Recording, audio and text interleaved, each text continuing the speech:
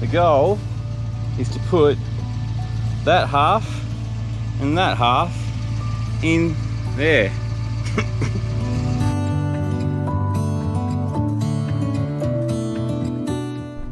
With the latest lockdown lifting for rural Victorians, Tyson, my brother, friend Reese and I heading up to the high country for 3 days of beautiful sambar hunting. Also Misty, Tyson's dog's heading up as well. Just so looking forward to getting that clear, clean air in my lungs. Reese is actually having to sight in the rifle because we haven't used it in a bit. And I want to be shooting straight. Good? Pretty good. Yeah, spot on. Smidge high. Just a smidge. So now we're ready for a hunt. All right, it's day 2 of this high country hunt. You can see the beautiful hills behind me. It's a bit swirly today. Last night we bumped in, set up camp, ended up heading up our separate ways, and Tyson's friend Reese ended up pulling probably a 2-year-old Sambar stag, which is pretty good, and we winched him out and got him out whole, which is pretty fun. So this morning I'm up, it's a bit windy, so I'm gonna try and find a nice secluded gully, dip in, and hopefully find some deer. There was plenty of sign yesterday. Saw a number of big stags actually, a big white fallow stag and then a big Sambar stag. So gonna head back to a similar spot, find a nice quiet area, and then do some stalking. Let's go. I should also mention on this hunt I'm using the Remington 7600. It's a pump action 3006. It's a really nice rifle actually, and should hopefully put a hole in a deer. And on top I've got my little Tacticam mounted. Isn't that cute? So hopefully I get some good footage. All right, now we can start hunting.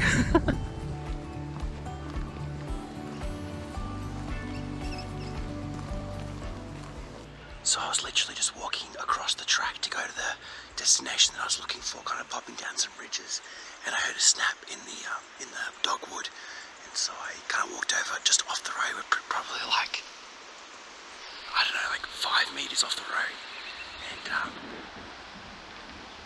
I just heard another one. Sure enough, there's tracks.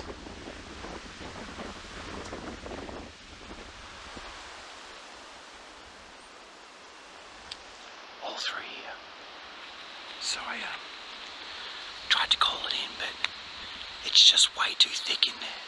Like that dogwood is just really, really thick, so I think I'll just keep going on and find a spot to be quieter, out of the wind, because it's just too hard going in there.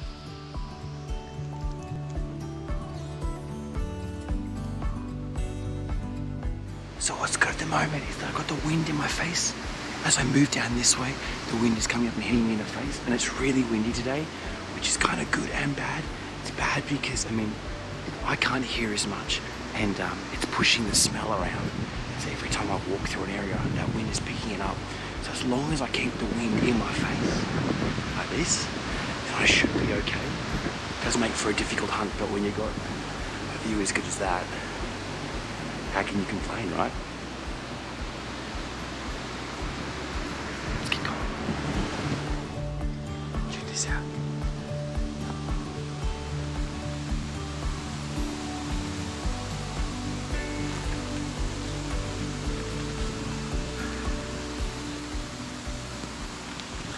It's only a little guy, probably a little fallow, but it's a good sign at least. They're moving through the area. This guy's heading down where we're going, so that's even better. Let's go. So we're a couple 100 meters kind of below where we were before, and you can see our little friend is back. Just there. There's also some further tracks up here. And this is a good sign because these 4-wheel drive tracks was us last night when we were winching out a big Sambar. So these tracks are on top of those 4-wheel drive tracks, which kind of lets us know that it's fresh. It's from this morning because we were only driving last night.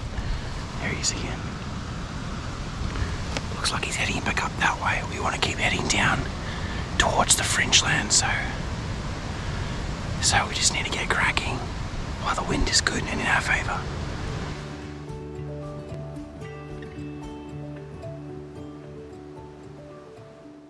So I've peeled off the road now, kind of ducked down a bit of a gully, which is a bit more protected. You can hear the wind isn't quite as loud.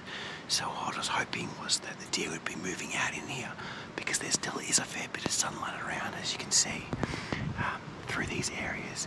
But it's far more protected, and it's quite a cold morning.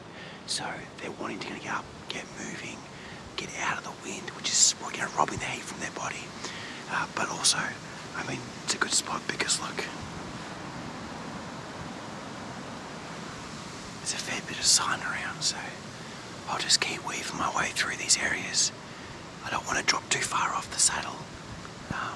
Kind of want to stay in the upper middle region because they'll be moving up from the grass, from the feeding fringe land. So I just need to keep moving and keep finding sign and hopefully get myself a deer.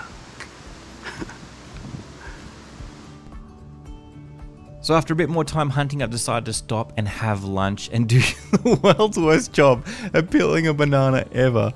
And I don't know about you, but if I find that I'm doing a full day hunt, it's important that I manage my attention and my energy levels. All of them are resources that you need to manage.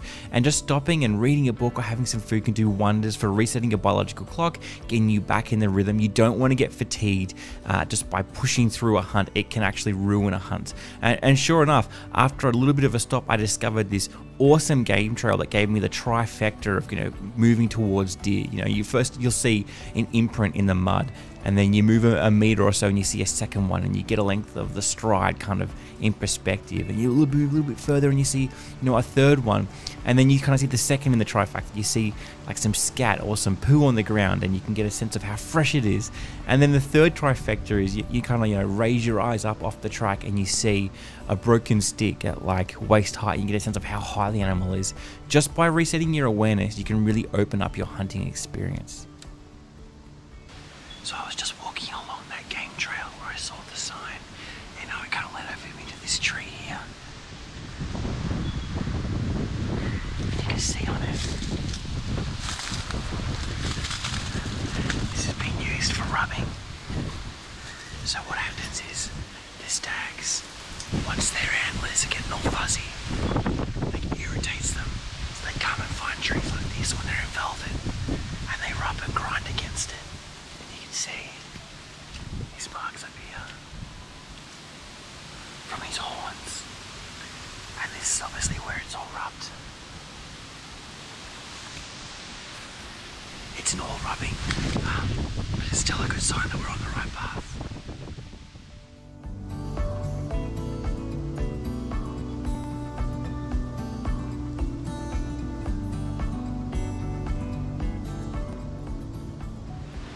Alright, so here's what's happened so far. We peeled out over that spur, jumped back over the four-wheel drive track, and entered a new area that was a little bit quieter. The wind's still swirly, and I just started moving really slowly through it. And unfortunately, I bumped a fellow hind, and she was a smart little vixen. She saw me for a while off, and kind of all I saw was just the bum just go jump and go straight through the bush.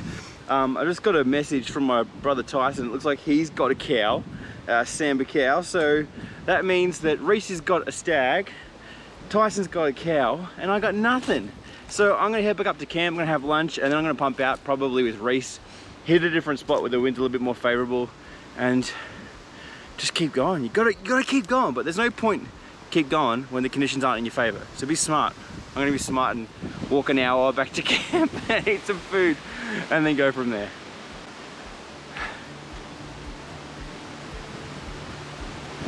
This is a rough road.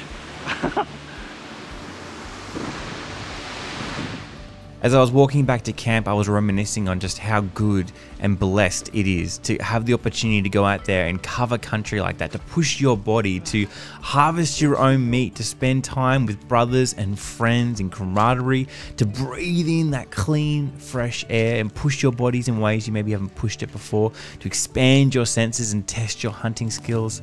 I mean, I'm so grateful to my wife to kind of be able to release me to do that. And I'm sure you have similar stories where you've gone out and hunted and just, enjoyed that tranquility and that opportunity to stop and empty your mind and kind of reset your biological clock. And I'm keen to hear those stories. If you've recently gone out for a hunt and had some fun and maybe had a new experience, let me know in the comment section below. Super keen to see that and hear about that. This is part 1 of a 2-part video as well, and in the second video it's a little bit more action-packed than this one. Some stuff happens and I won't give it away, but up in the top right hand corner you'll find a link to that one, and I'm keen to give you a little bit of a preview now. So without further ado, here is a sneak peek at what happened the morning of the 3rd day of the hunt. Alright guys, enjoy.